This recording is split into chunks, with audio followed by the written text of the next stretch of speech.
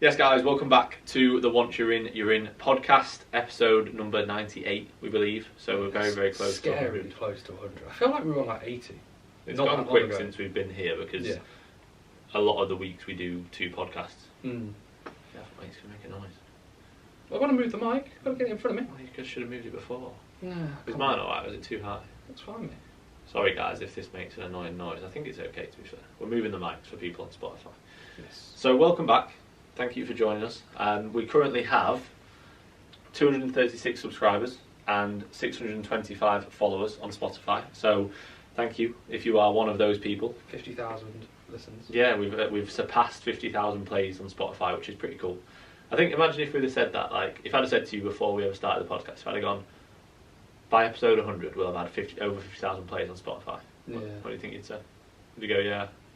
I don't think we would have even got to 100. Yeah, that's true. Like when you think about it, like we were literally just doing it in lockdown. You think about most podcasts, like apart not from many get to like successful podcasts. I'm not saying our podcast is successful. We're so successful, mate. We're in a studio. Finn's got 2 Oura rings. We've got a neon light. Yeah, of course we're successful. We've got 2 blue Yeti microphones, which we need to change to Shure mics. Apparently. Yeah, that we need to change. Like we've pretty much made it at this point. So. Yeah, we have. Yeah, we're good at the old podcast game. But in all seriousness, like most podcasts, if you think about it, like. At least I don't think they're that consistent. I feel like we've been very consistent. We have. Well, like there's been probably in the 100 weeks there's maybe been like 5 where we've not done one. Yeah. And that's probably because it was either you were competing or we were on holiday. One of us were on holiday. Yeah. It's pretty good. Yeah.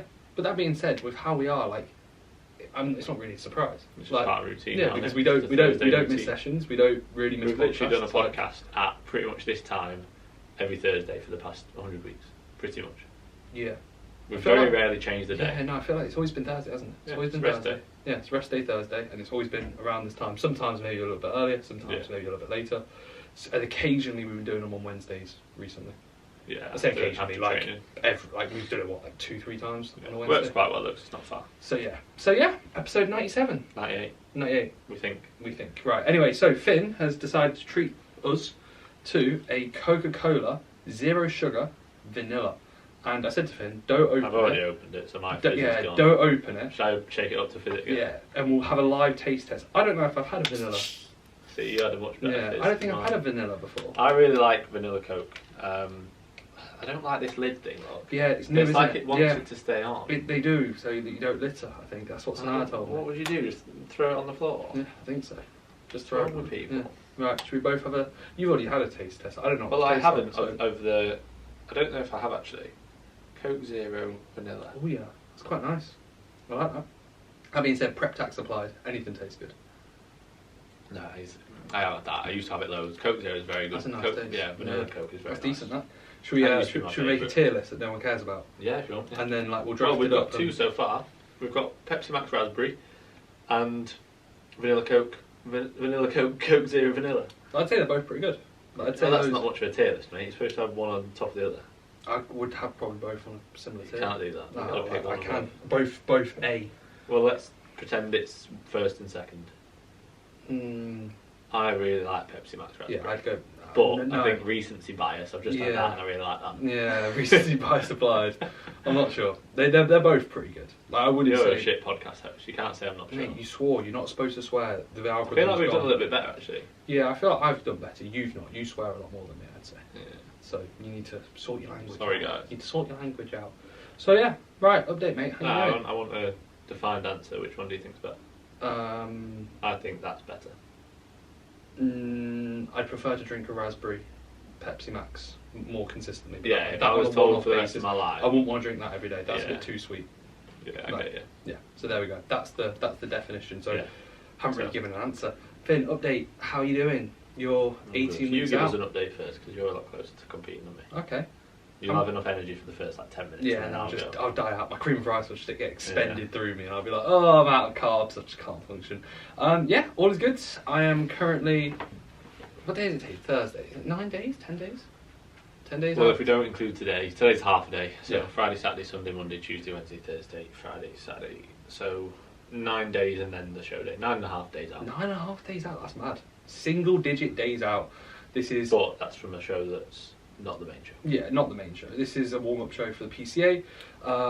That'll be on the 7th of May, and then I am 2.5 weeks out from the main show that I need to be 100% for, and then it'll be a case of 2 weeks out till the Poland Pro Qualifier, which again I need to be 100% for. So yeah, exciting times coming around quick. A few slight a few slight changes have gone in, but if anything, it's been very much a case of like rinse and repeating the basics at this point. Like, conditions pretty much there. Like, for men's physique I don't need to be any sharper. Like, I'm pretty much there condition wise, even for bodybuilding. Like, I think the last like week or so has been like you get to a certain point and it's like, okay, cool, now you're pretty much ready. And once I wash off a bit of fatigue, drop off some just general stress, inflammation, etc., that I'm naturally going to be carrying through training, cardio, steps, etc., and then likewise fill up, I think I'll be pretty good, all things considered. That being said, you can always be sharper. You can, and it's really relative to the look. Like my men's physique shots, we've been saying, like my men's physique shots, as I've dug under 100 kilos, haven't got any better. I'd say it's literally been the last week. Yeah. Like the last week, you've got a bit flat. Yeah, which That's is really surprising, because last prep I got flat from like 5 to 6 weeks out. And it was hard. It was so challenging to even revive the look. Where this time, like, I've maintained fullness pretty much across the entirety of the prep. Performance has been very good. Performance has been like, I think I'll take, like, unless it completely dies, but I can't imagine it will now. But I think I'll take the performance side of things in this prep like highly when I look back, because I've not really gotten any weaker at all. Like, there's definitely movements where there's not going to be that same level of stability, and like on some presses I'll end up unracking it thinking to myself, this feels like a 20 repper, and I end up dying out with 4 to 5 reps, what I feel like are in reserve. But when it comes to actual peak performance and peak strength, like my leg pressing is the same, if not better. My like upper body movements, my pressing is sound, my pulling, my rows are legitimately the exact same. My hip hinges, I've changed it to a dumbbell RDL, so I wouldn't know, but that would have objectively become a lot worse just due to less body fat and less stability. But in general, in all aspects, my performance is in a really good spot. Yeah, it's just been the hinges. Yeah, been the same really. Which is really positive. So the last pretty much last couple of weeks we were refeeding on Sunday and Monday, but as we've kind of said, like they were refeeds, but they weren't really like refeeding relative to actually filling me up. It was more so a bridging period of a little bit more food. I don't think any refeed would ever reach peak fullness. No, definitely not. Unless you were doing a full sort of, unless you're peaking. Yeah. Like, I think refeeds, the purpose of them are to basically get you out of a bit of a hole. Yes. Fill you up somewhat, but you're not going to be peak fullness from 2-3 days even. Even if you have a full week, like I was saying to you, at your body weight and at your amount of muscle, like you need 7 to 10 days minimum. Like, you don't need 2 days of filling up. Like, I think everybody requires probably at least a minimum of a week where you're gradually trying to actually just fill up. Yeah. Because even if you think, like, you'll probably just be filling up from almost now until your last show, probably. Yeah. And you'll probably just be getting a little bit better each time as you get a bit fresher. Yeah. You drop a bit more fatigue. You look probably a bit fuller. You've had a bit more practice and a bit less sort of stress and nerves. Is the fat loss done? Am I done with the fat loss? Yeah, it's probably done like 5-6 days ago. Yeah, it's quite funny that I thought that like literally about a week ago. I was like trying to work out in my head, and this is the funny part of the thing is that as well, like, the fat loss is done for men's physique, for your category. Yeah. Like I said the other day, if you were to be doing bodybuilding, you'd probably have started filling up earlier, and then you'd have had more frequent refeeds and probably fill up a bit more along the way to assess the look a bit more. I think it's an interesting one, because objectively I could step on a open bodybuilding stage condition wise and I wouldn't look out of place. I'd be sharper than a hell of a lot of people. Yeah, but it's all relative. It's all relative to sharpness, relative to what's going to be best. Like, have I got IFBB Pro elite level open condition right now? No. I'd say I probably need another. I think you have through some body parts. Yeah. I'd say through some, but I'd say like my glutes would have to have more muscle relative to like actually me being able to demonstrate them looking really, really good. And then my lower back could be a touch sharper. That's something that I think I'll always have, where it could always be sharper. But then is that going to be a detriment to the areas that I need more either muscle in or need to hold that fullness in. So this is when bodybuilding is quite challenging, because it's not like condition is condition. And I think like a lot of people will say, I said to Finn when I walked in here, I had a coach who said to another individual that I know, Reece needs to be eating, Reece needs to be filling up, Reece shouldn't be this lean, and stuff like that. And the amount of people that have said the same sort of stuff. And I'm not going to say you're flat out wrong, because everyone's got an opinion.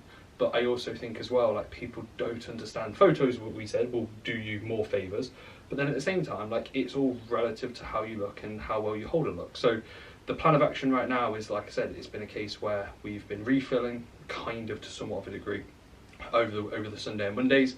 We've slowly started to taper down cardio. So cardio was at 45 minutes on rest days, and then 35 minutes on train days. That's just been brought down to half hour baseline pretty much across the board.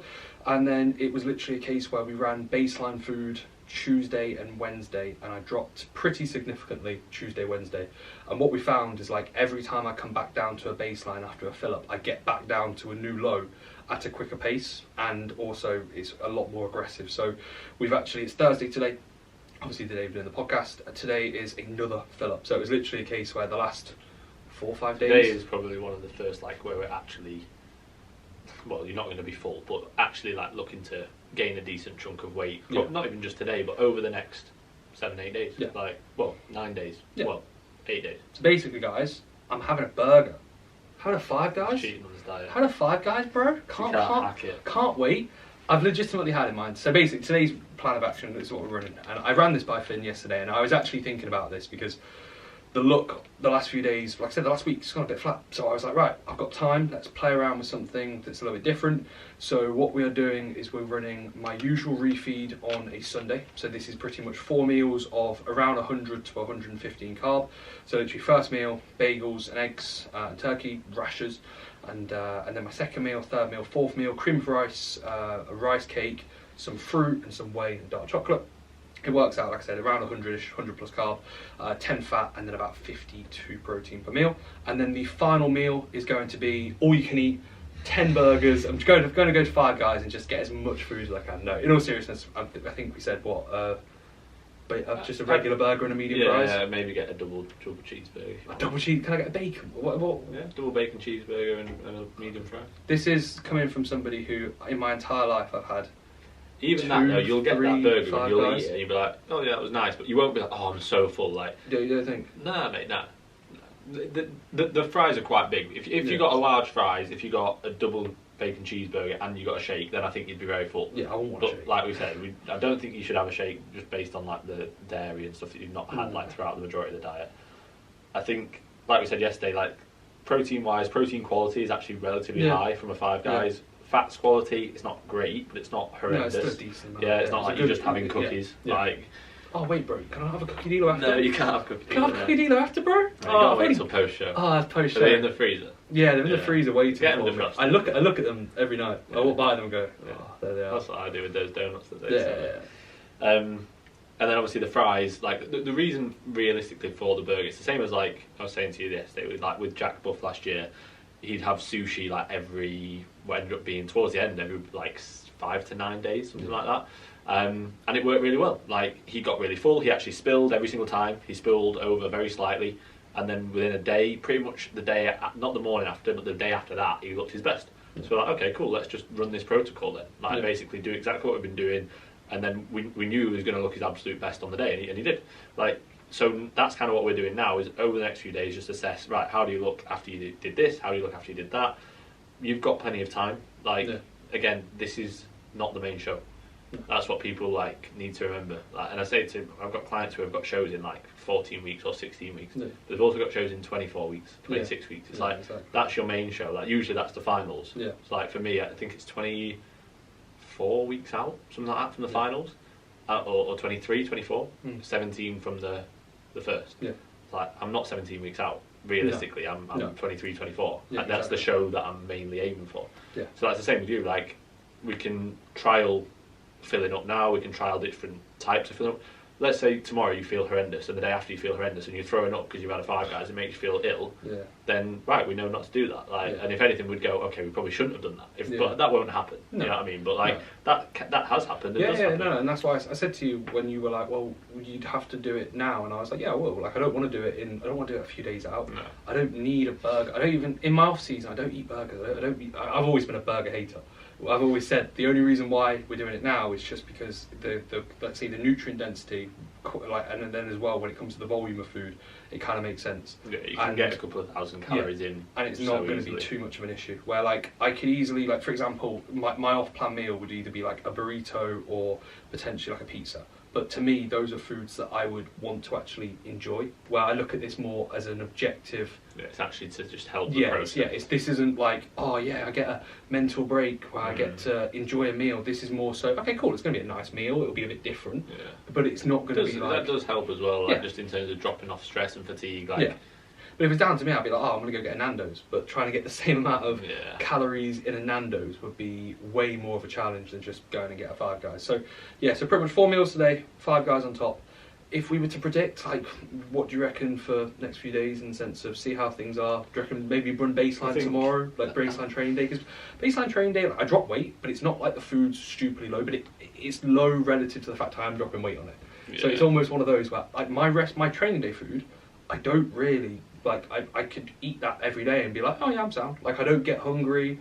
I don't get hungry on my rest days. I don't really get hungry at all. I'm at that point where I drop weight. My body's very, very responsive at this point.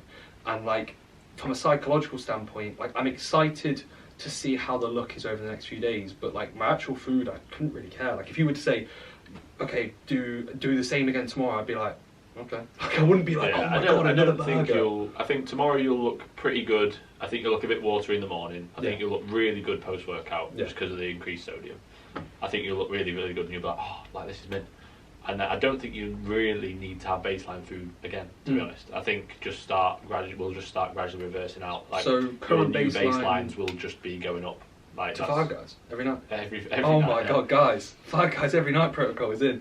No, so baseline food currently on training days like 280 carb, 33 fat, and then like 260 protein, like 256. I'd base it off the refeed. So if you think like the refeeds, you've been having 750 carbs on training days, 600 and that's about on a rest kilo days. gained. So you don't need that much. You probably need 500 to 550, and you'd probably be about maintenance, I think. Okay. And then on a rest day, you've been having 600, but you actually drop weight every time. But I think the reason that you drop weight on those rest days is just dropping stress. Yeah, my Sundays, like for people that don't know, well, I don't think we mentioned this on the podcast. My Sundays are like stupidly chilled out in relation to my stay days. in bed, don't you? I wake up whenever I want. I literally just lie in bed, watch the football. No, my Sundays are lovely. Like I get up, do my cardio, get some steps done. I then will have I have a half a day's worth of work. So I usually will do like an hour and a half to 2 hours worth of work. I then get physio work done, so I get some like upper body, nothing too strenuous, literally just a bit of blood flow to my upper body. I then will have a sunbed. I then will have a meal, and then I'll go for a nice walk with my mum somewhere. Like we're literally just we've tried out loads of different like reservoirs, parks, and makes stuff like steps easy, doesn't it? Yeah, no, it's nice. So we go for a nice walk with my dog, and then that literally I get literally all my steps done by like 2 p.m, 1 p.m. And then I come home, have another meal, and then usually the football's on, and I literally will just sit in. From that point onwards, it's almost like I give myself the afternoon. So it's like whatever I want to do, if I want to watch football, if I want to, let's say, get ahead of some work for the week, if I want to potentially play some FIFA, if I got Dead Island came out a couple of days back. That's going to be not this Sunday because I'm going to watch a football game. That's going to be my, like, if I have a weekend, I'm like, oh, I'm play a bit of Dead Island, stuff like that. So it's just a day that I can just chill out in the evening, afternoon, and then been watching a bit of Game of Thrones with my mum, actually. So that's what we've been doing on Sunday evenings. So it's basically like a day with my mum, which sounds quite funny to say, but it's actually been a really nice day. So usually I wake up the following day and I'm a good chunk of body weight down just because it's such a relaxed day. Where I think realistically the refeed macros, like 750, 600. I don't think you'd need to put your rest day baseline up to 600. No, I don't think I need 600 I think maybe what you want is 125 calories or something. 140. Yeah, double it, 300. Yeah. And have like 500 on trade days, and then just see. And if you're still dropping, okay, 600 and 350. Okay, 700, and like that's literally what I would recommend that we do over the next 7-8 days. Yeah. What, and just try and find And a then point if that, like, we think, maintains... well, not even maintains. It's like you're not going to step on stage at 98. I think you'd probably be on stage at 100, 101. Like, Okay. it's hard to say because you might look fucking mint at 98, or you might look really good. Not fucking mint. You might look really good. I swore again. At like 98, 99. I'm just so passionate about bodybuilding. It's impossible to say. Like, well, it's not impossible to say. If I was to put my money on it, I'd say you'd probably be stepping on stage like low hundreds, based on just getting a lot fuller.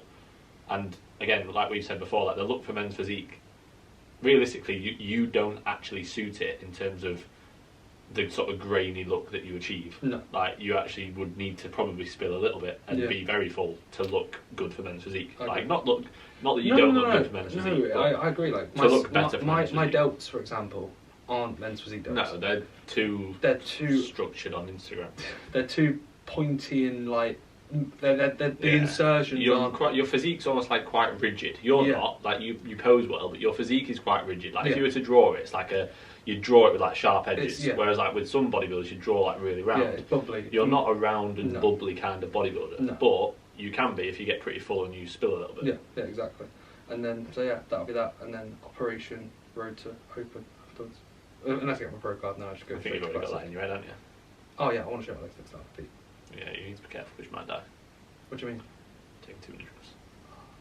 Don't take drugs, kids. Stay natural. So yeah, that's an update on me. Everything's all good. It's quite exciting. It is, isn't at it? this point, it's a lot more exciting. Yeah, like I feel like there's more things going on. This is when it's a prep. This is when it's a prep. Like, I think, and this is the part where, like, for example, like, you've got to embrace it and enjoy it because this is what you look back upon, and you really miss these times because, for example, I woke up yesterday and like just doing cardio, doing steps. I was like, I feel like my legs felt horrendous. I was battered from the leg session. Monday, Jesus Christ, I was in like not a bad mood. My mood was fine. I was just so slow, and I get annoyed at myself when I train. After I train, I'm sound because it's all the pressure's off me. But I put so much pressure on myself to train well, and I shouldn't, but I do because I set standards on training well. That when I'm in my head in the gym and I'm like, I feel really fucking sluggish. I feel really slow.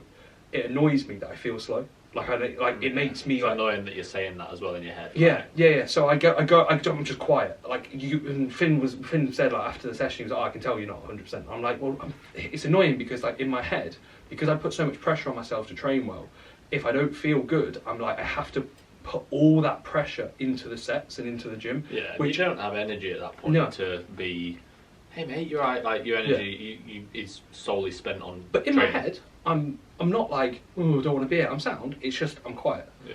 And it's a very challenging thing. And I think like some people just at this point of a prep would not care about their training at all. Like they'd literally just be like, well, just going in, ticking a box, moving blood around, part of it. Strength, not that. Well, I'm like, no. I've worked so hard to get my strength to this point. It's not dropping off. It is not dropping off. So I have to put everything into my sessions. And it gets to a certain point where we just have to, if anything, look at it and think like, after I train, I'm sound, I feel good. But these are the parts of the prep that you have to embrace because I woke up, like I said, yesterday and my legs were battered. I feel pretty trashed. Came into the office to have a sunbed. My mum looks at me and she goes, "You're right." And I'm like, oh, my head's a bit all over the place. Like I feel pretty flat, body weight's down. Like I'm almost a bit like I just need to chill out a little bit. But then come the evening, I've trained really well. The session was awesome. I looked at myself in consistent lighting, so I was more accurate where I posed post-workout on Tuesday in lighting I'd not posed at, and I was a bit like, I just look a bit wank. And then Liverpool played, they won, and it was like, you go from highs and lows. And I think when you at a lean sort of set point, you're going to have those highs and lows, but you need to embrace when it's low and think it's just part of the process. There's going to be some sessions that you are a bit meh, unfortunately. There's going to be some cardio sessions that you're like, Jesus Christ, my legs feel horrendous. Most of the time towards the end. Yeah, there's going to be some interactions and conversations that you get and you're just like, Jesus Christ, just leave me alone.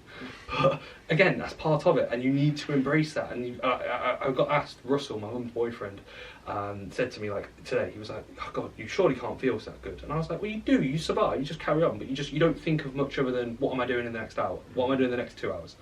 And I think you just have to break it down and you have to remember that you're doing this yourself. Like I'm doing this, it's wicked that I'm in this position now. If you don't want to do it, don't do it. Yeah, don't do it. So yeah, like everything's all good. Some days are a bit more tough, some hours are a bit more tough, but objectively, everything's sound. So and you get a burger. I get a burger tonight, guys. You get a burger, so it's all good. Yeah, life's great. Right, so that is an update on where Reece is at, and obviously you can tell he's very excited for his burger. So excited. You have more life in this podcast than you have in about the last 3 months. I've mate. not been that bad, mate. You're obsessed with that burger. I've not been that bad. You won't stop asking me about it. No. For the past 3 months, all you said is, when can I have a burger? I didn't mention it. I Every didn't morning. mention a burger once till yesterday, and then Finn was like, "Yes, I'll go for it, mate. Makes sense." I think that's the thing that people make out of such a big deal. I couldn't care. Like, I couldn't care. Like, if you said to me, Reece, you're looking flat, go and get. I wouldn't eat sushi because I don't like sushi. Yeah. But if you could say anything, I'd go, "Yes, I'll do it." Like, the only thing I wouldn't want to do is I wouldn't want to have food that I actually enjoy, in the sense of. Like, obviously, I'm going to enjoy a burger. I said this, but I wouldn't want to I'd want a pizza when I'm done. I don't want a pizza because the job's not done in my head. So pizza to me is when it's done. My post show meal. Post workout meal. No, I'm going to have an Oreo grenade bar and I'm going to have a pizza. That's Have what you had one of those grenade bars yet? No. Me neither. No.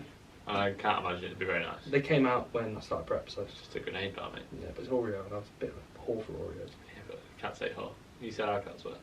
Sorry guys, sorry to any whores out there. Right, shall I give an update? Does anyone care? Yeah, I mean, I'm way ahead. Yeah. Finn's 18 weeks out. 17 and a half. Push harder, bro. I'm 2 league. No, haven't you got a deload coming up, haven't you? Yeah. When's that? It actually aligns with my birthday quite nicely. 17th. Yeah, well, I'm going away. Shannon booked for us to go away. 17th of the 5th, 97. Yeah. Cool. Okay. I booked Finn's flights today to Poland. And you got it right. Yeah, and I was You got like, that right, but you got your own middle name wrong.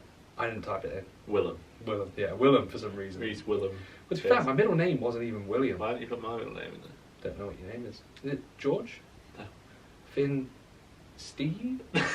It's something basic, isn't it? Finn. It's. I think it's really. Isn't it really like pretty? Steve Kelly. No, it's something like. I'm pretty sure it's something pretty like Paul or something like really basic. What is it? Alexander. Oh yeah, it is, isn't it? I should know that. Yeah. I didn't know yours. I don't think you've ever told me yours. Well, you know what? My original name was Reece Billy Lynn. That was my original name. And then my grandma changed it when my dad died because they took me on holiday and it was apparently really awkward to be like, Pearson Lynn? It's just Your a little kid. 1-year-old. Like, is this your kid? It apparently was really awkward. And then like, I had to go Stole through, it, yeah, yeah. there was loads of questioning. And then they were like, yeah, his dad's dead. So, and they were like, okay, cool, you can pass with your son. That's alright kid. then. Yeah, exactly. Well, you get let off for everything because your dad's dead. That's Yeah, not fair. apparently, I don't know. Yeah, maybe. Whatever you want. Yeah, mate. Hopefully, I hope your dad dies. Yeah. Please die.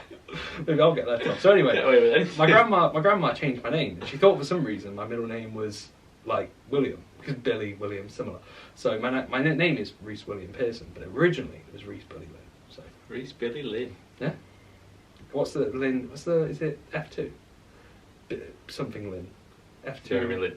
And everybody hates Jeremy it. Lynch, yeah. Swaz Lynch. Swaz Lynn. Reece Swaz Lynn. Oh, amazing. said mine was Steve as well. Anyway, so Steve Finn or Paul. Alexander Kelly is 17 and a half weeks out. You have a deload lined up for Finn your Steve birthday. Kelly, You yeah. having a diet break over that period where you give up some pints? The plan wasn't to have a diet break. If I'm a bit ahead, I might say to Shannon, like, do you want to go for a meal? Potentially for my birthday, it'd be quite nice.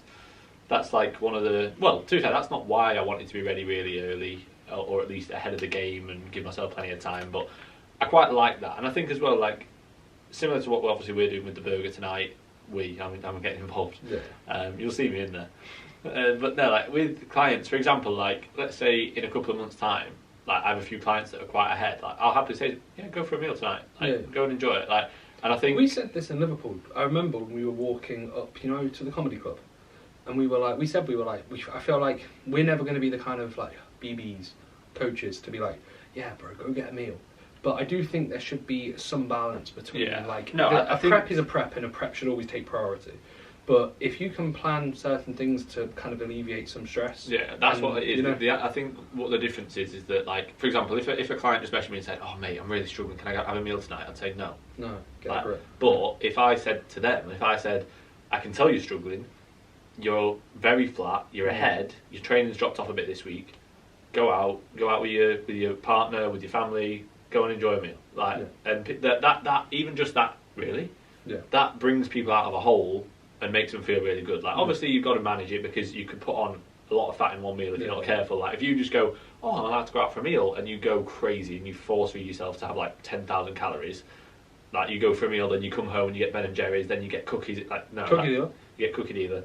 That's not what we're saying. Like we're saying, go out for a meal. Like have this. Like I'd probably kind of give them a bit of a like idea as to what I'd say to have, and enjoy it. Like, and I think that can help a lot throughout a prep, especially if you've given yourself plenty of time and you're ready pretty early, or you're close to ready pretty early. Yeah.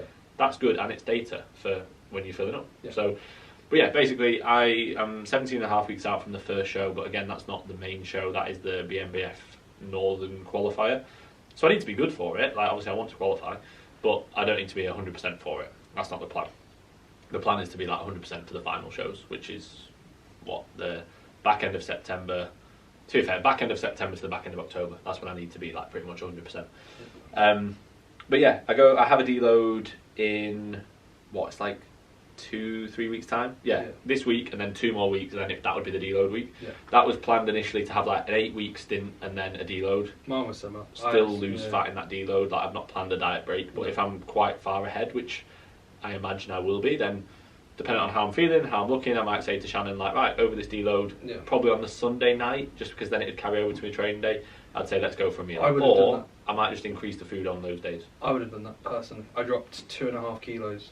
I took 4 days off, similar 8 weeks into my prep, and I like looked back and I saw the trends, and I was like, in theory, because I remember coming back into the gym and I felt just a little bit like, obviously I dropped off a good amount of body weight at that point. I wasn't ahead, but I was ahead relative to, like, I wasn't ahead on my plan, but I was ahead in comparison to what I could have been, and like I literally wrote down next time / like data.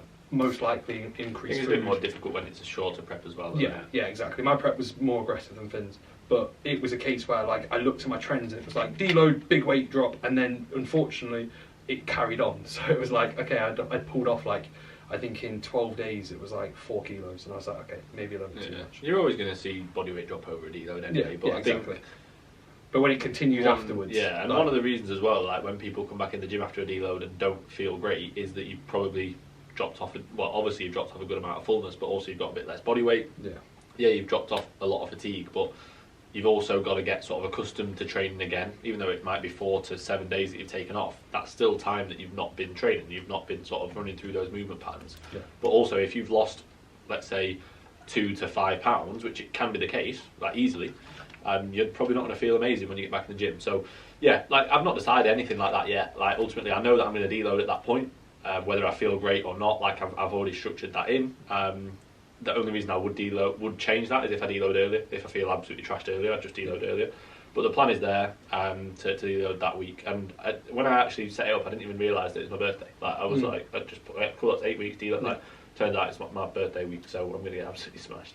But no, Shannon's like booked an Airbnb down south for the weekend. So I think it's just for the Saturday night, but it looks quite cool, the place. So.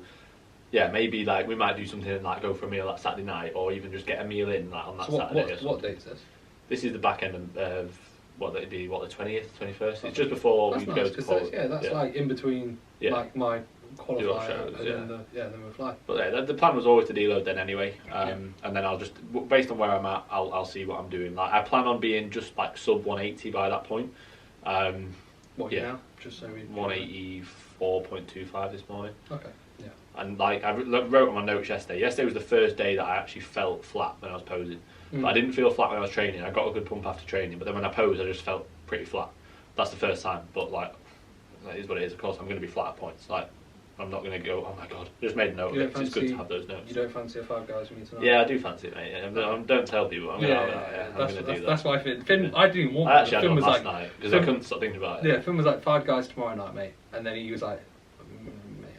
No, I was actually talking about me, and then you went, what, for me? I went, yeah. Yeah, sure. Mate, I had one planned as well. Yeah, what time are you going, bro?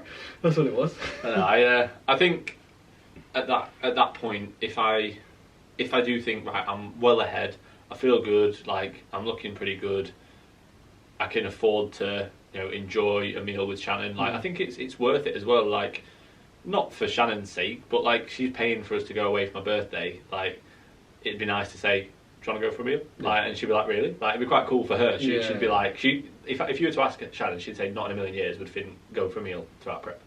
She'd be like, no chance.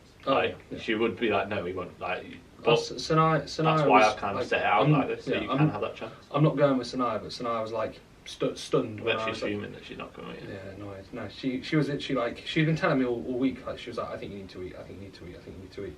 And then when I told her, she's been telling you all week, even though Monday she thought you were really full. Apparently, but yeah, she's been telling me for the last 2 weeks. She was like, I think you could be like full, which we know. But and then I said to her, oh, yeah, we're going to get food tomorrow. She was like, good. Like, so, but she was surprised. She was like, well done, because she knows how I am. I'm like, nah. But the thing is, you don't need to get a burger. No. Like, we could easily just drastically increase your food. Yeah. Like, and you would get fuller. Yeah, exactly. So there's different ways of doing it. Like, it's not as if like, oh, you have to get a Five Guys or you have to get sushi to get full. Like, no, you don't. You just need enough time, and you need to actually work your food up and drop off fatigue. Yeah. Like, if we were to say in the next, let's say you didn't get a burger tonight, yeah. And in the next, don't worry, mate. I'm not taking it away from you. Can we stop talking about burgers? This is a burger podcast. Let's say you didn't. Let's say you didn't go tonight. Yeah. Then we would probably today. We said anyway we would have had a high day. Yeah. So you'd have had 600 today. Yeah. You'd have probably maintained weight, Yeah. maybe gone up a little bit because you usually do after a Thursday, not a Sunday. Yeah.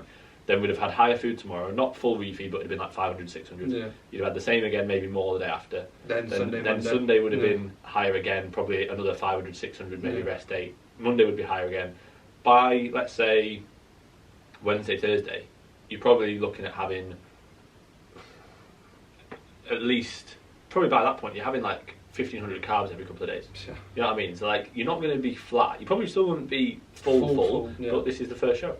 Yeah. The goal would be, see how you look at the first show, and then go, okay, yeah, you were a little bit flat, or yeah, you were pretty much bang on, you could have been a bit fuller, or if you spilled, you go, okay, you were a bit spilled. It's PCA. You still fucking look better than everyone else. Yeah. And then when the second main show, or the first main show out of the two comes around, we can then fine tune it a bit more. Exactly. But like, that's the whole point of having that first show, is that we can go into it with a little bit of a, well, you can play around and not go into it worrying. Like, even if you were to spill by like 2 or 3 kilos for PCA, you'd probably still win. Yeah. And that's no disrespect to anyone turning up, but you've seen the standard and people that win the PCA shows. Yeah. Like, if you've got a decent amount of muscle, you're probably going to win. Yeah. Like, even if you're a bit fat. Yeah. So exactly. like, you'd be fine. So, like, you can, even on the other hand of that, you would probably at the PCA, even if you were quite flat, you'd probably still win. Well, you know what I mean? yeah, I was for the first show. Yeah. Like, I was ridiculously flat. You know. Yeah, but I think even, yeah, like obviously the standard, you'd imagine it'd be a bit different at this one because it's not a first timers. But I think you would still, unless there's someone really good turns up, even if you went and competed if, tomorrow let's say, morning. for example, in the finals, if Axel didn't turn up, I think I would have had I would have been close in the overall out of the people that won the classes at the finals. Like, yeah, because I was he won it, didn't he? Yeah, he won the whole thing. So, and I was a lot ahead of everyone else in the junior class. You know. Guy came third. The guy came third. Who put the guy came third. Who put the photo comparison up, and he was lucky to even get top 3. Bless him. Shout out, AM something, whatever his name is. Yeah. Anyway, carrying on. So yeah. Yeah, I think that's pretty much prep update for both of us. Update, mine's guys. ages away, obviously, like in terms of shows. So it's not really a prep. Mine's just not really ages away. So yeah, I'm so nervous. It's quite good, like fine tuning at this point. Yeah. Do you want to get into some questions? Yes. Did you get many? I haven't really checked. I feel like we got quite a lot. We're going to do a separate episode, guys, for rating your physiques. Yes. And I feel like we got quite a lot of responses to that. I don't know if I got many responses to the questions. Okay, I've got a fair few. Yeah. Go on then. So first one, what's your all-time Prem 11? Thanks for the pod, guys. It's a good question. Sorry Really for good people question. that don't like football. Yeah. All time. Do you want to go through it like player to player? Like we'll agree on one? Yeah. Or do you want to? We'll agree. Okay, so goalkeeper. Can I be recency biased and say I actually think Alisson Becker is the best goalkeeper that's played in the Premier League, objectively? But I don't think he gets in the all-time 11. But I think he's the best goalkeeper. No, he's good. I'm going to go Alisson. You could have Alisson or Czech. Edison. I think if you're going to have Alisson, then why would you not have Edison with what he's won? True, but I think Alisson's a better keeper. I don't think he's I like that Petr much Cech. better. I really like Petr Cech. I like Van der Sar. Yeah, I'd have Czech over Sarr personally. I'd go Czech here. I like Czech. When I think about Premier League goalkeepers, he's the first one that pops up in my head. Not Peter Schmeichel. No. Not our time, is it? No. I don't know. Van der Sar's very good. You going Van der Sar? I think based on what he won. Yeah. Although Petr Cech won probably a few Yeah, Prems, I didn't like- he? I like We'll go Petr Cech. Cech because he's Yeah. even just he's a bit iconic with his head guard. And That's what I everything. mean. That's what I think. I think Yeah, like his yeah. helmet. I love Petr Cech's helmet. TAA right back Trent. No. Kyle Walker. Mate, who's right back? Gary? You're saying Gary I'm not Neville? Oh, saying- I'm Zabaleta. not saying Gary Ivanovic. No, I probably would say Kyle Walker. You know. I think I think Trent will be locked down right back. I don't think he will. I think he will be remembered for not fulfilling his potential. He's been the best right back in the world for the last 4 years, bar the last year. Probably the last 2 years. No chance, mate. He won the Champions League in 2018. Yeah, and that's he not. literally That's made, 5 years ago. He made Team of the Year in that year. Yeah, that's 5 years ago. I said last year. I said last 2 years. Last 2 years. I think he broke his assist record last season. Maybe he wasn't that good. We literally were two games away from literally winning everything. Good, he broke his assist record. Well, He's broke it every year.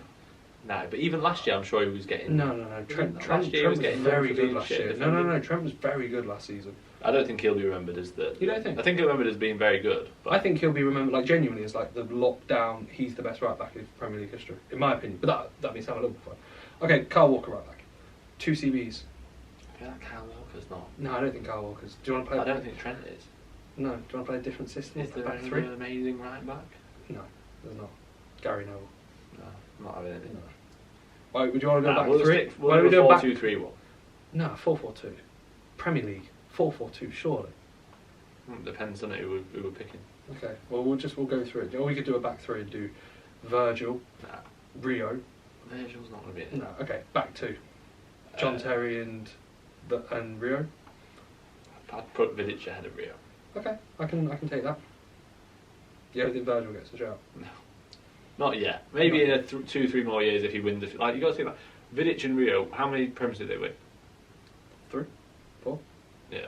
I mean, I don't even know, but Yeah. I'm saying like they've won more than one. Okay. Yeah. Left back. So what we're going Vidic and Gail JT. Clichy.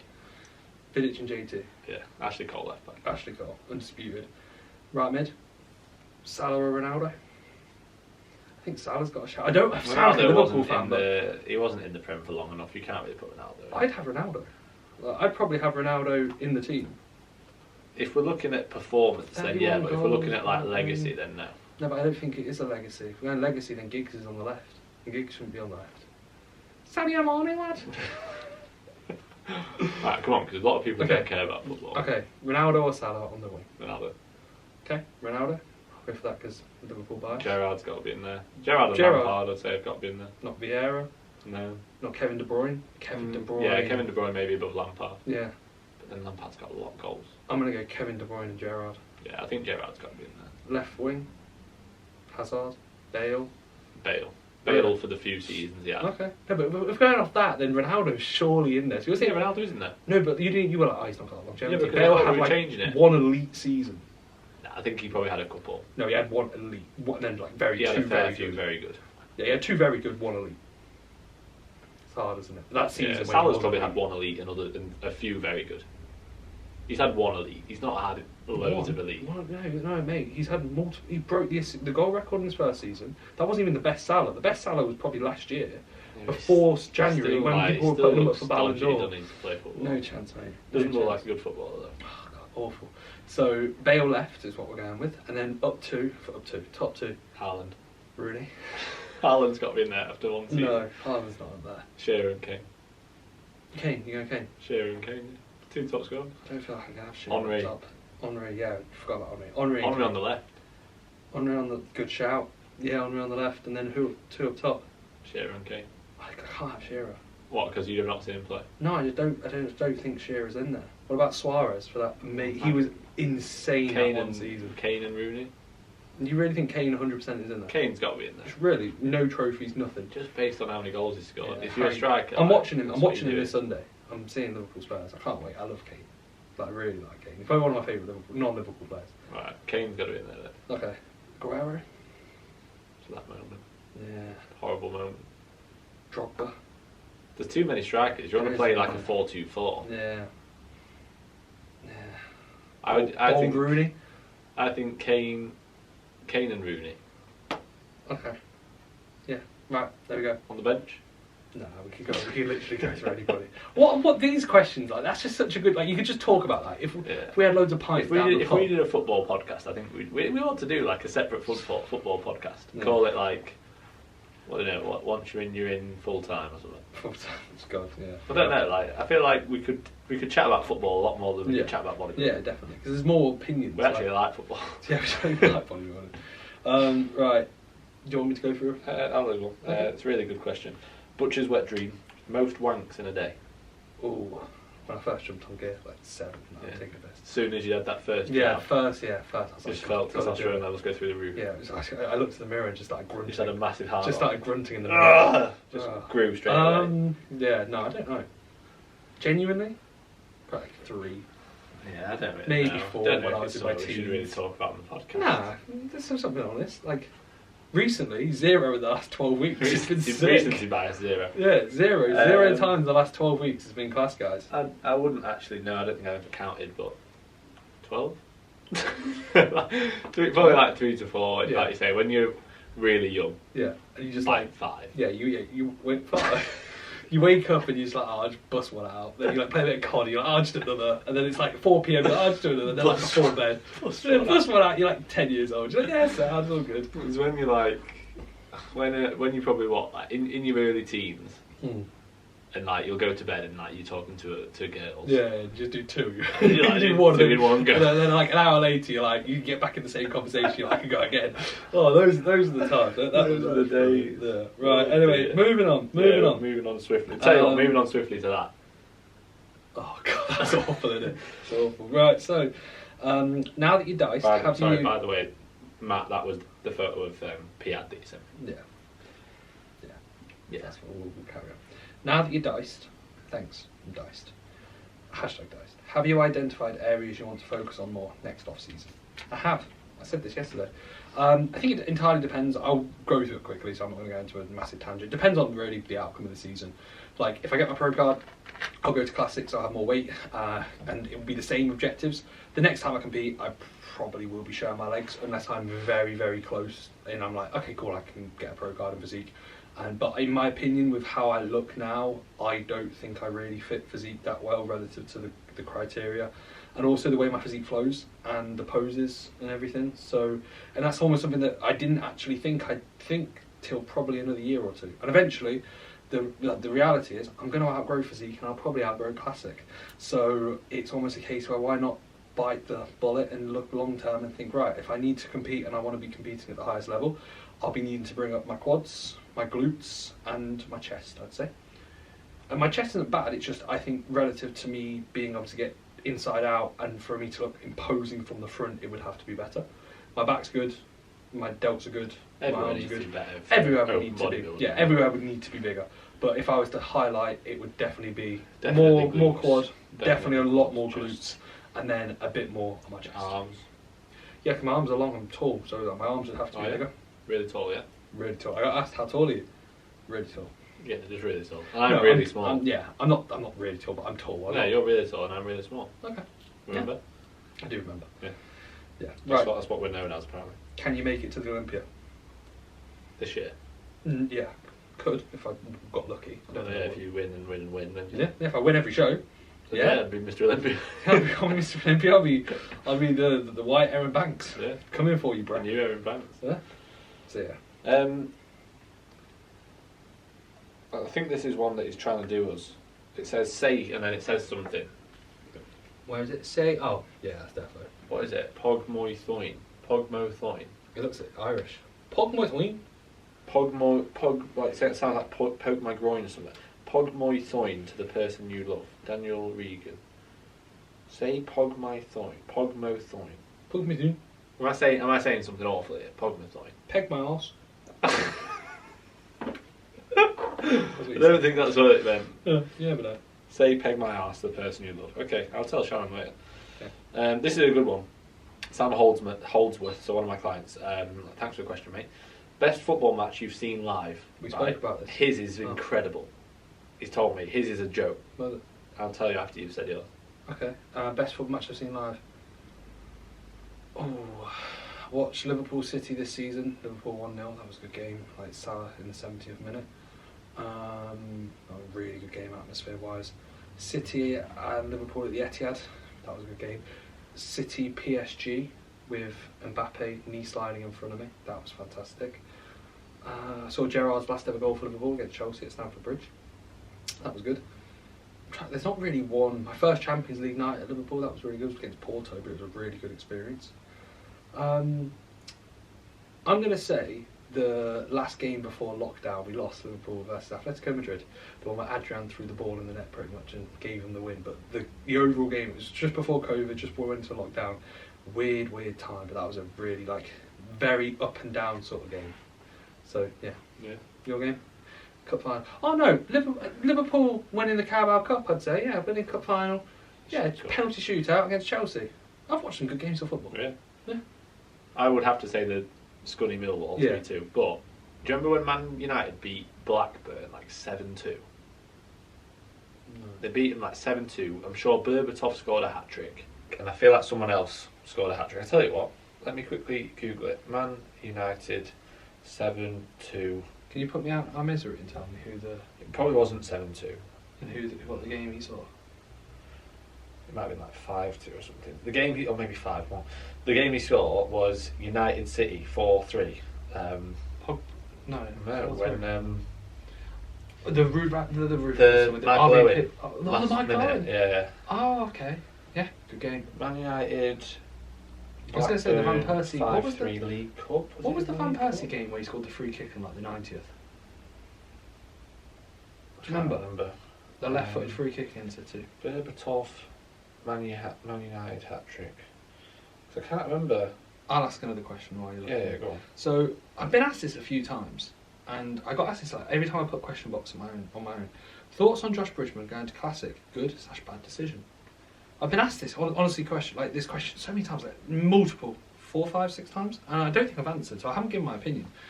And the reason why is it's his decision. 7-1. 7-1. Sorry guys. It was 7-1. Berbatov scored 5. Wow. Christopher Samba scored for them. Baller. Wayne Rooney with 2 assists. Nani with an assist. Anderson with an assist. Park Ji-sung and Nani scored. Yeah, 7-1. Attendance 74,850. And you were one. I was there, yeah. Sam? I was there. We went on a school trip. That's quite cool. Yeah, it was cool. Yeah. So that was probably the second best game I've seen because it was just goals galore. Yeah. So thoughts on Josh Bridgeman going to Classic? Sorry, Josh, if you're watching. I've said I got asked this loads. I said it's not really my opinion. I think personally it'll be a good decision for him to elongate his potential bodybuilding career. I think he's not hit a cap in physique, but I think he's definitely maxed out his potential.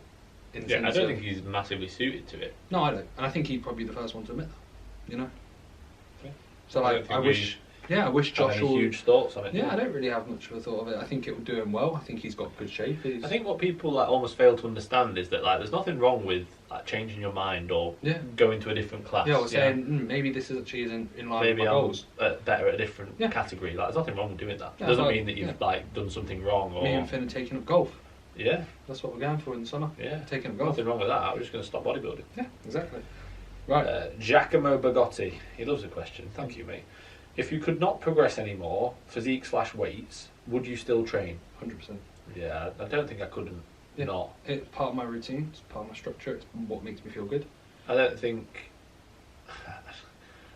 I'd train. I think I'd maybe train 4 times a week. I think I'd maybe have some other hobbies. You know what I mean? Because we don't really have any other hobbies. I think I'd have other hobbies. I'd play football still. I'd probably be a bit more flexible. But my enjoyment and my willingness to want to try and get better and just enjoy. You can't. No, but I'd look at it and think could I improve my fitness? You can't. Let's just imagine you can't improve anything.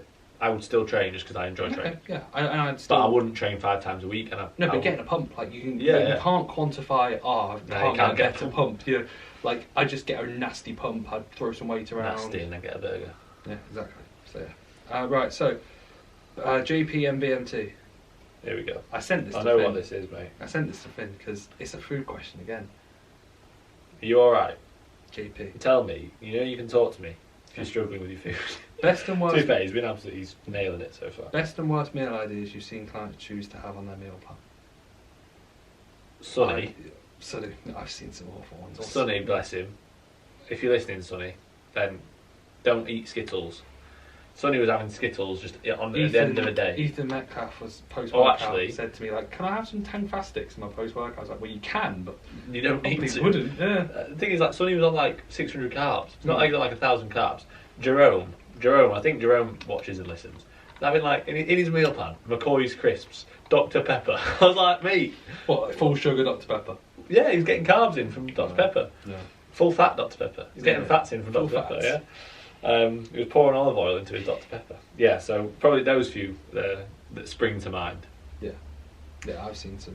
He said best as well. So like, best would just be your generic bodybuilding foods, really. Oh, yeah, cream of rice. It has to be cream of rice, potatoes, chicken, rice, and whey protein, brother. Rice and whey. Rice and whey. Yeah. That'd be a nice meal. To be fair, I've never even thought of that. Like, Yeah, sludge rice. on Yeah. rice. If you had like a sweet, like sticky, like jasmine rice. That's what I have. Jasmine And then rice. you had like a sweetish whey. Mate, I tell you what, That could the be CMP glazed donut whey is very good. Can I try some? Can you bring me some? Yeah, I need to I'll bring try some for some. Jalen as well. Would you Jalen go- asked me for some. Yeah, can I try some? Because you said you've been hyping that up. I'll try It is very good actually. I had it as a sludge today and I was like, this is getting better. I think I'm getting shredded. Yeah. That's one thing actually I've noticed. As I get progressively leaner, the sweeter ways I'm like, oh, tastes good. Mate, In my off season, I absolutely hate whey. I just like the most bland, basic, like dark chocolate, just chocolate or like vanilla, something plain. But as I get leaner, I'm like, oh, something cinnamony. Even I've noticed that. Sound, Like, sign me obviously, up. I'm nowhere near like stage condition, but like Yeah. even like my sense of taste smell buds, is so much yeah, greater. I said this to you before about like sense of smell, stuff like that. Right, so the Iron Reaper. This is one of Josh Jenkins' clients, a part of Team Fit. Thanks for the question, Josh. Josh. I think his name's Josh. Iron Reaper. Josh Denby. Yeah. When looking at taking progressions, how do you decide when to take them? Doesn't matter. You just take them, bro. It really depends on previous data. I always look, and we've said this before multiple times. I don't feel like we've actually said this recently on any of the podcasts, but if you think about a progression, what's eventually going to happen? You're going to take a low progression. So if a low progression is there to take the low progression. Don't be afraid to go, I'm just going to go up in load, because eventually that's going to happen if you take rep progressions. However, assess through previous numbers, assess through how the exercise has been, assess how things are, and if you're on a good run, just go heavier. Like, I would always try and favour taking low progressions across the board. And I think we might have discovered that the audio has not been on for the last period of time. Sorry guys, there was a little bit of an issue upon GarageBand. If the audio's gone, if the audio went a bit meh, and now it's better. Just a minute ago, it's because it was from the camera. Now it should be back on the mics. Also, apologies for some of the audio issues we've had recently. It's just that sometimes the mics, we record through GarageBand, and can we also say a disclaimer? If the audio isn't amazing, please don't tell us. Yeah, because mate. We know. I know. Like, I've had we quite get a lot of messages. Yeah, like I've had like 25 people, clients, and they're like, "Hey, mate, it is nice. It is nice. Yeah, you're looking out for us, but like, trust me, we know, and it's annoying. Not annoying the message. The messages are annoying because you get loads, but I more mean it's frustrating that we're like, oh, we're annoyed with the mics. We don't want. But it should be okay. This one should be fine. Yeah. And then the ones when we get guests on, because the mic is between us, and the guest has the mic close to them, the guest is louder. Yeah. So we either need to get Sam to drop their audio, or we just need to get new mics. Yeah. Right. So we'll carry on. When hip/lower back is an issue, how would you structure your lower sessions? Well, I think this is one of those where it depends really on the movement. Yeah, it depends on the movement, depends on the injury, it depends on what you can get away with. Like, I wouldn't just say, right, my hip and back's messed up, I can't hip hinge, or I can't do lower body movements. I would literally go in and say, right, what can I do? And even if I can't do a standard 5 to 8 hip hinge set, like a top set, could I do a 10 to 15? Could I do a dumbbell RDL? Could I do a different movement pattern? Could I do a 45-degree hyper? I think there's a lot of things in like bodybuilding that we can look upon, and a lot of training, especially as you get more advanced, is a case of injury management and kind of picking and choosing your battles, knowing when to go for sets, knowing when they're there, knowing when they're not there. And this is one of those that, unfortunately, without knowing more, we can't really say. What did it structure. Say? Full session or leg session? session? No, he says when hip/lower back's an issue, how would you structure your lower sessions? So, but again, we don't know, because you might be able to get away with doing a 15 to 20 block pull, like 15 to 20 rep block pull at the end of your lower session, or potentially an RDL with a dumbbell right at the back end of your session. So if you can do that, do it. But if not, I'd also say like make sure you've got some form of like warm up or mobility routine. Like I don't even recommend them for everybody, but if you've got hip issues or any kind of issues, then try and actually warm that area up and work around that before you even start the session. And then just like exercise selection can be quite important, and exercise sequencing can be quite important. So for example, let's say any kind of squat variant or leg press variant causes your hip issues, then maybe do that right at the end of the session with less load, fully continuous, or maybe with a pause in lengthened range, so you're utilising less load. Maybe reduce the range of motion. I'll have clients where they work through sort of 3/4 of the range because right at the bottom it's causing pain. Okay, let's not go into the bottom position. Like, that's just how you have to work around it. I think what a lot of people do is they go, oh, I just can't train, and they get like that straight away. That's their first sort of thought process is just, what's just get out of it, don't do it. I can't do it because I can't do it perfectly, so I can't do it. It's like, well, you can. Like, we've worked around injuries for the past 3 years. Like, we've never been 100% fit. There's always things you have to work around. Like, I haven't been able to really have a good run on a hinge for 3-4 years because of it, like because of my hip. But it doesn't mean that I can't get a decent run on one hinge and then it might play up again, or my scapula might play up, and then I go, okay, right, I probably can't hinge for a few weeks, and then let's introduce it again and see how I get on. Like, that's kind of how you have to be. Yeah, it's not. There's no movements that you have to do, but there's movement patterns that you have to do. Yeah. So you wouldn't say you have to flat bench, but you have to have some form of horizontal adduction to actually train your chest. So find one that feels comfortable. For example, recently we've both had issues with like our pecs and into our shoulders, so we weren't doing like a converging press that's coming across the body because it was causing pain. And then we also added the reverse band to the Smith. So it's like, okay, well, we can still press, and we can still press pretty heavy. We were still doing low rep sets. We just weren't doing anything that actually converged across, and because that felt uncomfortable. Yeah, and that was like overly challenging the lengthen. So like, you just got to be smart and work around it. Like the hoist press, I wouldn't put that first because it's really heavy in the lengthen, and it feels a bit awkward in the lengthen. But having it third with a slight pause, with less load and quite high rep, feels great. Yeah. Doesn't mean I can't do the hoist press. It's just, how do I do the hoist press? Doesn't mean I can't do the hack squat. It's how do you do the hack squat? Like, a lot of it is execution based as well. Like the amount of times that people go, oh, this is hurting my quads, or it's hurting my knees, or it's hurting my hips instead of my quads. And then you see how they're doing it and you go, well, this is why. Like, because you're dropping into it, you're bouncing out of it, the load's too heavy, whatever it may be. So execution is important, exercise sequencing, selection, range of motion, mindset. I'd say they're the main things like to work around. Individual mechanics, there's so many things. Yeah. Right, so bear building 22. What do you do when you lose that excitement to train? Just sack it off, stop training. No, this is fatigue, most likely. Usually just take a few days off, and then you'll probably want to be in the gym again. Yeah, like I'd say to like, could it be a deload? Potentially so, but like I think with some cases, just like have a weekend off, like have 2 days back-to-back rest days, and just chill out. Don't think about training. Don't watch any training clips. Get off Instagram. Just don't obsess Sometimes over everything. Just have a devolume as well. Yeah, like literally just go into the gym and just literally move a bit of blood around your body, get a bit of a pump, get out, and like limit yourself. And like you'll probably, the problem is like a lot of people are just in the gym for like multiple hours, and it becomes it feels like a bit of a chore at times. And I think a lot of people as well like, expect there to be like the same level of excitement every session. From the first session, the first time you step in the gym. I was saying to a client today, like he was like, oh, I probably enjoyed training more when I was in my teens. And I was like, yeah, because when you were in your teens, you had no responsibilities. You had nothing that you had to worry about. You could just turn up to the gym, be there for 3 or 4 hours. Yeah, but it's just new. That's all. Yeah, it's new. And also, you don't have the same level of demands in the sense of you could be in the gym for 4 hours and at the end of the session feel sound. If I'm in the gym for 4 hours now, Jesus Christ, I'm absolutely ruined by the end of the session. And I'm like, my body's just taxed. So there's going to be times where like, I remember towards the latter end of like last year, so right peak strength, like I wasn't at peak bulk. It was after my pre-prep tidy up, but like I was 118-ish kilos, food was high. And I remember, like, I took a deload, and within 3 weeks, I was like, I'm smashed. I like feel like I need another deload. But my performance was really, really high, and it was like I felt like I wasn't. It wasn't. I didn't enjoy it. It was just I was so battered. But I knew, okay, I'm at peak performance. My prep is beginning in 6 weeks. I have a deload in 5 weeks. I just need to get to that point and just rinse what I can. Yeah, how many times have we felt pretty trashed and gone, well, we've got a holiday in 2 weeks, so I'm just going to crack on. Yeah, just crack on. And not every session's going to be, can't wait to train. But then also, you get into a groove, and it's like, oh, I feel awesome. Like before my deload in this prep, I legitimately was like, I feel amazing. I feel really good. Training's so good. Like, but still, did you go, I can't wait to train?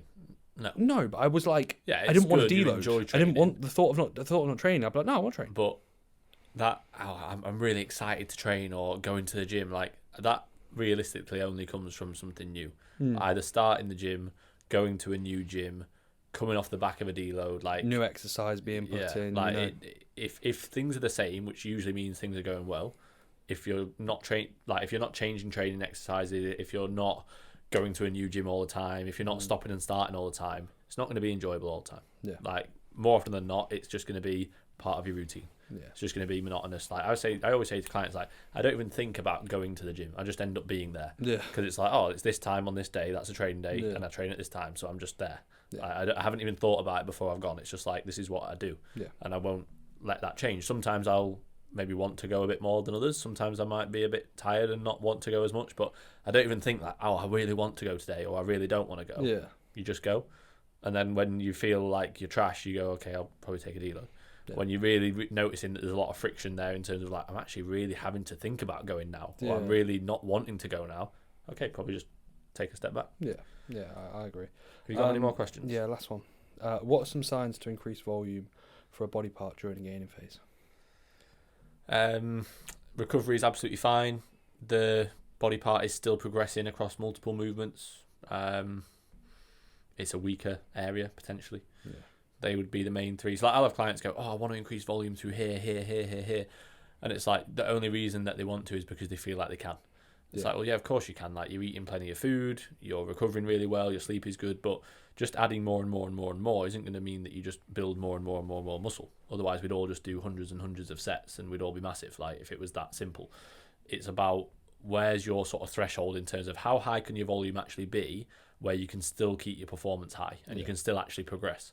Because, for example, if we were to go, oh, let's just add another set to the Smith press, and let's add another set to the Smith press. You get away with it for maybe a week. Yeah, but before you know it, we wouldn't be progressing any of those sets anymore. We were going from progressing one set or two sets to now doing 4 sets and not progressing any of them. Yep. That's all well and good that we're doing more volume, but we're not really going to make much progress if we're not actually progressing the tension and the stimulus going through the muscle. So if you can progress a movement still with more volume, cool. Yeah, and you can assess that by just trial and error. Yeah, the amount of times that I'll add a set for a client and then in 2 weeks we go, okay, probably pull that out again. Yeah. Like, or you'll bring a set out and go, oh, actually, I think you could probably have that back in. And I think it should always be scaling based off where you're at in a phase, where you are from a recovery standpoint. Like, it's not like you had a set and it's like, okay, you are now at that baseline. You have to stick at that. Like, as you said, the amount of times you had a set and go, you know what, probably not worth it. Doesn't feel too good. And the amount of times, likewise, like, let's say with our lower session, even though obviously I know we're both prepping now, but our lower sessions in the summer, when we had the Cybex hacking, those sessions were brutal. Some of the hardest sessions, but in the moment, but we were fat. Yeah, we got away with it. We could get away with it. We could recover well. It was my only lower session, but the volume was so much. It was pretty much my only lower session, wasn't it? Yeah. I had Friday, I had quads and delts, had a bit of quads extra. Yeah. But like that session was so demanding. And now we're doing less volume, but does that mean our quads aren't growing? Does that mean our legs aren't growing? Like, obviously, I know you're doing a second leg session. No, but if anything, my quads, like in terms of my performance, progressing more. Yeah, exactly. I'm doing a bit less. So it's not like you add more volume, you instantly get more growth. Or likewise, I take away volume and I'm not going to grow as much. I think not people use soreness too much as well. Yeah. Like they'll go, oh, my quads aren't sore, so I can obviously do more. It's like, well, ultimately, are you actually progressing? Are the quads growing, or is that body part growing? Yeah. Like, if you were to add more and more sets, would they all of a sudden be incredibly sore? Yeah. Like, maybe for 1 week because it's something new, but then probably not because you adapt. Yeah, like, that's why you have to do week 4 and then week 5 deload. So week 1, 2, 3, 4 build up, week 5 deload no matter what. I spoke to Christian the other day. And don't say that because that means people think we're attacking Christian off what we said. We're not attacking Christian, but we're just joking about the whole thing. Okay. I literally said to him, I was like, what? He was like, oh, I'm pretty trashed. And I was like, what week are you in? He was like, week 7. I was like, week 7? I was like, how are you not in bed? Like, just absolutely trashed. And he was like, yeah, like I need naps. Nate's killing me. Yeah, God knows. Yeah, he must be fuming that Nate's not letting him deload. Yeah. He's like, Nate, it's 5 weeks in. I need a deload. What's going on? He wakes up late. He's like, week 5. Deload. Nate's like, hey mate, hope you have a good session today. And he's like, alarms go off. No, Nate, honestly, week 5's a deload. Oh, we love Christian. Yeah, we're taking the piss. Christian, he said he would come on the podcast as well, so we'll take the piss out of him in person. Lovely. Right, is that? Yeah. Podcast done, guys. I desperately need to go to the toilet. I've been bursting for a while. Time to eat. Yeah, meal time. Time on, 5:30.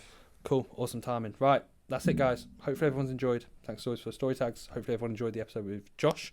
We've got a few more guests that we're thinking about lining up on the next few, which will be good, which will be exciting, and obviously the next few will be going through potential show summaries of myself. So yeah, exciting. We've pretty much only got one more until it's going to be talking about the in-season prep update in show We season. can go through the show and get photos up and stuff. It's me saying that I got robbed or whatever. Yeah. So, yeah, exciting times. But anyway, thanks as always for the support, guys. Much love. Catch you guys next week.